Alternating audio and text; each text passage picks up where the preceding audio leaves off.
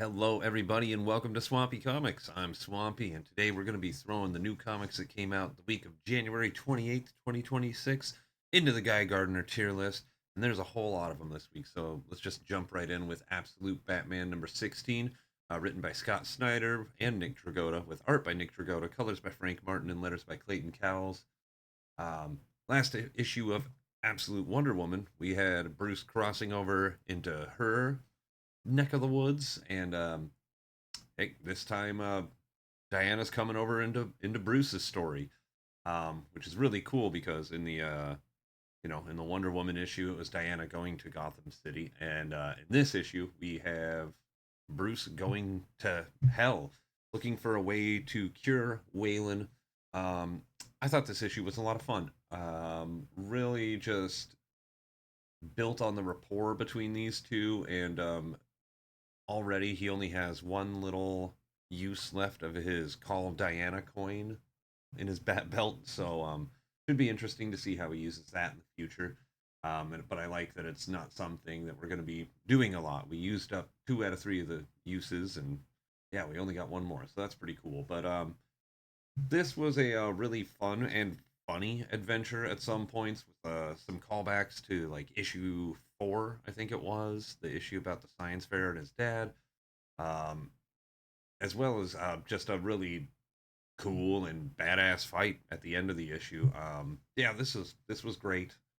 Not much to say, but I loved it. So we'll throw this one firmly in the A tier. Um, yeah, not a whole lot to chew on. Just kind of we just see Bruce at work in the first part of the issue, and pretty soon he calls Diana to help him with this. There's a little funny joke with Alfred feeding Waylon, which I thought was done perfectly. But yeah, this is great. I loved this issue, but I really, even more so, can't wait for issue 17, where we're going to be getting back into Bruce's story as the major focus. But yeah, I would say these first two crossovers in the Absolute Universe have been just mwah, chef's kiss. Great, great, great stuff. Next up, we have Absolute Flash number 11. This is written by Jeff Lemire with art by Nick Robles, colors by Adriano Lucas, and letters by Tom Napolitano. Last issue, we were left with Wally in what we now know in this issue as the still. I almost called it the still force, and me trying to correct myself, kind of the still point. That's what it was, the still point, um, which kind of seems is the epicenter of when Darkseid turned the absolute universe into what it was, and it's this red energy of creation. I don't think we're drawing any parallels between the red necessarily of the main DC universe, that which involves the life force of animals and all living things. I think this is something different. I think it's Omega energy, and I I don't know. This series just gets better and better because here I am now able to ask these questions, and there's a lot of mystery going on. Along with a major villain being exposed, we have reversed Flash in the Absolute Universe in the form of Eobard Thawne kind of coming out through the still point into the main world, and that is terrifying and awesome. I love the Rogues dynamic and their loyalty to Rudy West as he's trying to save his son Wally, of course. What else do we got going on? Oh, one of the characters that's hanging out with Barry Allen at the still point is named Nalak, very close to Sulok. So I totally did call it with the race of that alien um, last time I was talking about it. So it's always fun to be right, even if it's in a little tiny, pretty obvious way. But man, I really liked this episode or issue of Absolute Flash. It just hit on all levels. This is part 1 of a story arc called The War of Flashes. So I just can't wait to see what this has in store for us. Yeah, this is really, really starting to pick up as one of the strongest absolute titles. I mean, they're all really firing on all cylinders now. There isn't a weak one anymore. This is great. So yeah, let's pop it right into A tier. Next up, Absolute Martian Manhunter. We got issue 2 of our new storyline. Um, Absolute Martian Manhunter number 8 is written by Dennis Camp with art and colors by Javier Rodriguez, letters by Hassan Atsmain Al How. And, whoo boy, yeah, John's loneliness just goes further and further as the forces around him and in his agency seem to be wrought with weird metaphysical agents of chaos. Like I don't know what's going on yet, and I love this series for it. I mean, I'm just constantly guessing, trying to figure out what's going on. Just like I was during the first part of the arc, or the first part of the series during that first arc, and here I am again. I really like where this is going. I like the just the I mean everything about this. The art, the visual storytelling, seeing that his wife's hair is just a little bit longer now. This whole time has really passed as John's been separated from his family, and gosh, his kid just seems is I mean is definitely possessed by the white Martian, but it's just so haunting how he's acting and kind of seemingly making or manipulating the things that are happening. I'm just I don't know what to say. I'm just still trying to figure out what's going on while thoroughly enjoying this and everything about it. Yeah, what more to say? It's just a it's an S tier issue. This is just it's just good. It's just good. I'm gonna have to read it a second time, as with Absolute Martian Manhunter. Usually, how it goes on reading it the second time is when it really sets in. But yeah, I love this. So good. Works on every level. Next up, we got Absolute Wonder Woman, number 16. It's written by Kelly Thompson with art by Hayden Sherman and letters by Becca Carey. We've seen her before, but this is our first real look at Absolute Zatanna in full action here, and it's great. Not only that, but we have some really cool set dressing, so to speak, or setup or world building, however you want to put it, for the Absolute Universe itself. In seeing Diana kind of being a public face, unlike anybody else that she's, a hero alongside of at the moment in the Absolute Universe. Showing up to this history museum, basically as a favor to Barbara, and yeah, that the public. It's really cool seeing, in previous issues of Absolute Batman, we've kind of got hints that the public is on Batman's side in one way or another, and in this, we totally see that the public is indeed on Diana's side, and it's really cool to see. What is a bummer to see is Steve's side of the story, where the government clearly is not on Diana's side and is extremely suspicious of her, and I'm sure we're gonna have a lot to pull from that in the future. But right now we have Zatanna and some cronies coming to crash this history museum showing, um, and yeah, we have the Absolute Suicide Squad now. This is great. This is great. And on top of that, we're talking. Diana in her past is again dealing with one of the other goddesses that helped raise her, in Aphrodite, and meeting Artemis, and yeah, I mean, just this is so good. This is firing on all cylinders. Again, still one of the best books on the stand. Oh yeah, and Absolute Starro is now being introduced. So rather than bombs in the back of their necks, like in a Suicide Squad it would normally have, uh, it's Starro parasites. Yeah, how weird and creepy and great. This season of the Witch story arc, I think, is just gonna really, really uh, just solidify this book as being great. If in the eyes of those who don't think so yet. Yeah, I mean, gosh, near perfect issue of a comic book, S tier, without a doubt, without a doubt. But next up, let's move over to DCKO. The Kids Are All Fight, number 1. This is written by Jeremy Adams with art by Travis Mercer. colors by Andrew Dahlhaus, and letters by Dave Sharp. Um, yeah, we're kind of setting up the new Teen Titans book. Um, the class of characters that will be taking over the Titans book, I believe, is how it's going to go.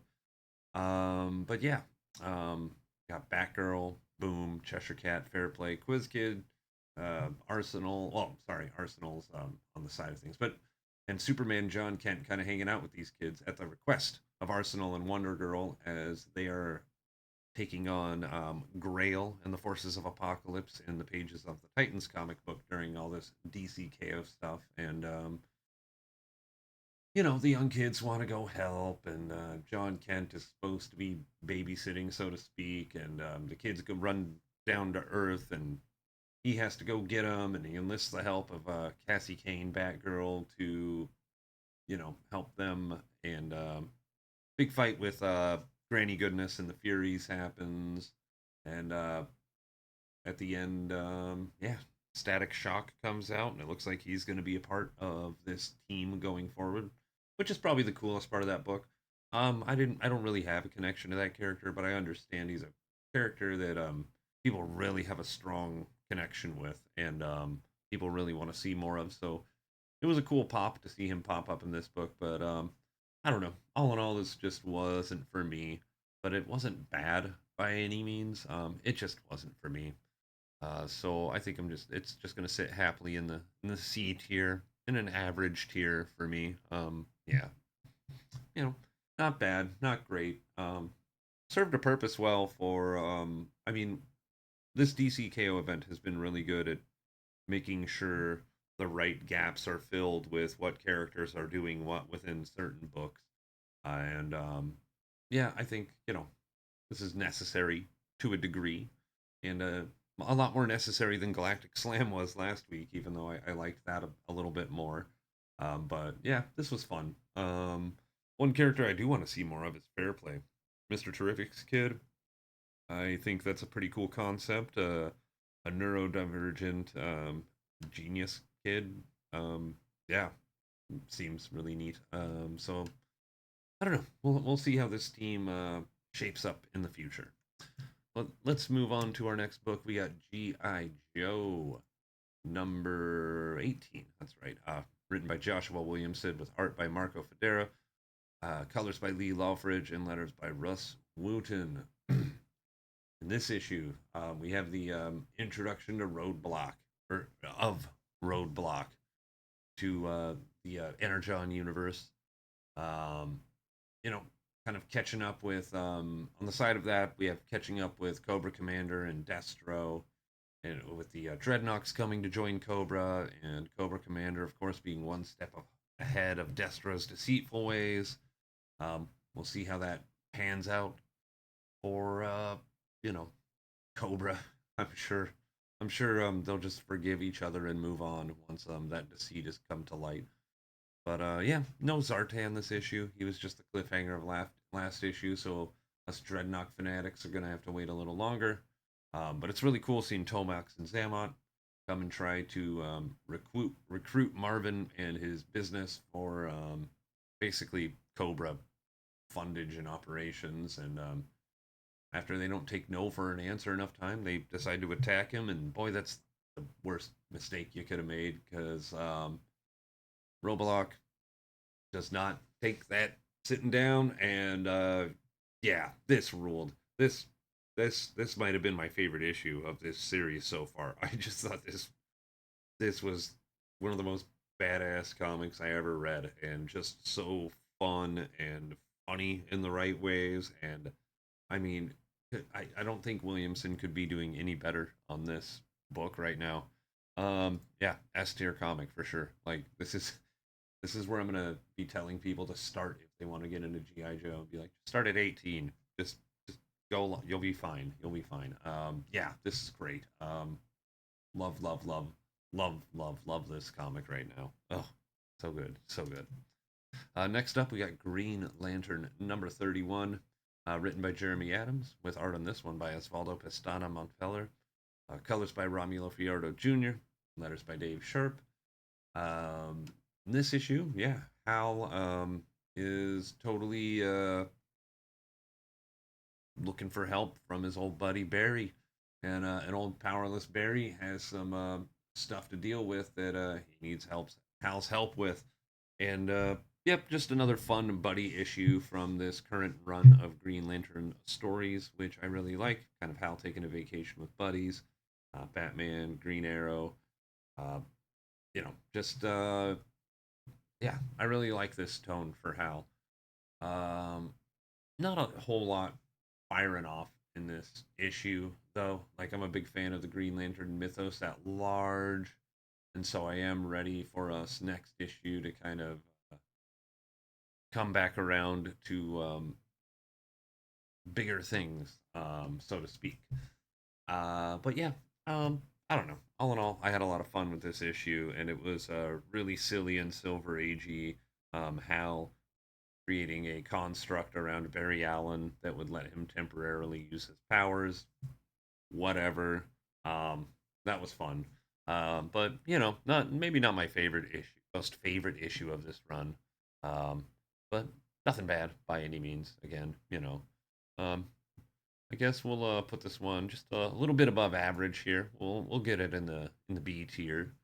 But yeah, let's move on to yet another Josh Williamson book. I mean, we're hitting the trifecta this week of his big titles. We did G.I. Joe. Now it's time for his new one, Iron Man #1. Of course, written by Joshua Williamson, with art by Carmen Carnero and letters by Joe Caramagna. And just like the cover says, a bold new era begins here. In this issue, we have Madame Mask and Advanced Idea Mechanics trying to create a new Tony Stark, not a new suit of armor, not a new variation on a power suit, but a new Tony Stark to maybe be the crux of their inventiveness from this point on. So that's fun to see, and it's also fun to see a totally douchey toning it up at a concert, pretend just being a total rock star dork. I love it. I loved it. Yeah, I mean, yeah, we got a bit of action in this. I mean, we're shooting in the power suit right off the bat too. Yeah, who's he fighting? Blizzard. Yeah, that's right. That's right. And yeah, I don't know. I can't wait to see where this goes. This is very much a #1 issue and a #1 issue done right. Um, but yeah, not a lot to say except for great. Let's go. Can't wait for more. Um, but yeah, I don't have a lot to break down for this one. I just thought it really worked. There's a lot of characters that I'm not familiar with, so it's hard for me to comment on whether or not they work or not within the context of this comic. We shall see for things like that. But all in all, right off the bat, I'm hooked. We're gonna throw this bad boy in A tier. Next up, we got our first of the Justice League books this year. The or this this week, we got issue 6 of Justice League Red, bringing this miniseries to a close. This is written by Saladin Ahmed, with art by Clayton Henry, colors by Arif Prianto, and letters by Lucas Gattoni. And in this issue, we have the Crimson Cloud, who's taken over Red Tornado, coming up against our Justice League Red and making Cyborg and Simon Baz and Power Girl just completely doubt themselves in lots of different ways as Deadman is trying to figure out a way to head this off. Um, but yeah, it all kind of comes down to our new character, Red Canary, getting a big showing of power here, showing what she can do. And yeah, this was fine. This is a pretty average, kind of by the numbers mini series, but I don't think there's anything wrong with that to a certain degree. This is certainly a decent trade to pick up when it picks up, and will probably sell good due to the diversity of heroes on the team. But yeah, I kind of wish Red Canary at this point would have been a little more of a focal point of this series. That would have been needed, I think, but it was cool to see her really shine here. Cool to get a Filipino American hero out there in the form of her. But this taking place all before DCKO, I'm wondering where her spot in things is going to be. I mean, she seems like a perfect shoe-in for the new Titans team that they're going to do. So I don't know. We'll see where she lands. But I don't know. All in all, this was a fine, fine deal. But just pretty average at the end of it. So it's going to land in the C tier for Justice League Red 6. And we will wave goodbye to that mini series. Next up, we got Justice League Unlimited number 15, written by Mark Waid with art by Dan Mora, and Sean Izaakse, with letters by Ariana Mar. The Terrific 10, Part 4. We have, just this team of heroes on the side, totally basically destroyed until it's just Mr. Terrific left. And he offers to make the ultimate sacrifice to Neron, which is a huge bummer. But luckily, he's headed off because Neron already has somebody who's done that, and it's Owl Woman. And yeah, I don't know. Pretty cool. Yeah, this Terrific 10 storyline has been a little bit of a mess for me. Um, in a good and bad way. But I felt like this issue was definitely the strongest of it so far. And really being able to look back at this storyline is less of a Justice League Unlimited and more of a just a Mr. Terrific storyline has helped me just kind of look at this as more about him and his character and just I mean almost anti-hero status with the cold things that he's willing to do to get the goal for the greater good to happen. Yeah, yeah, I just think this has gotten more and more interesting as we've gone along here, and I really really enjoyed this, and the turn at the end really did shock me. So yeah, I'm throwing this issue in A tier. Next up, we have Skinbreaker number 5.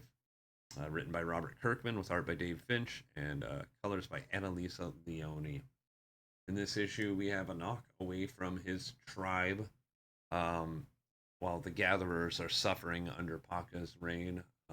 Enoch is there for him, doing things in secret to keep them well, to keep them fed in the face of just piss poor leadership, honestly.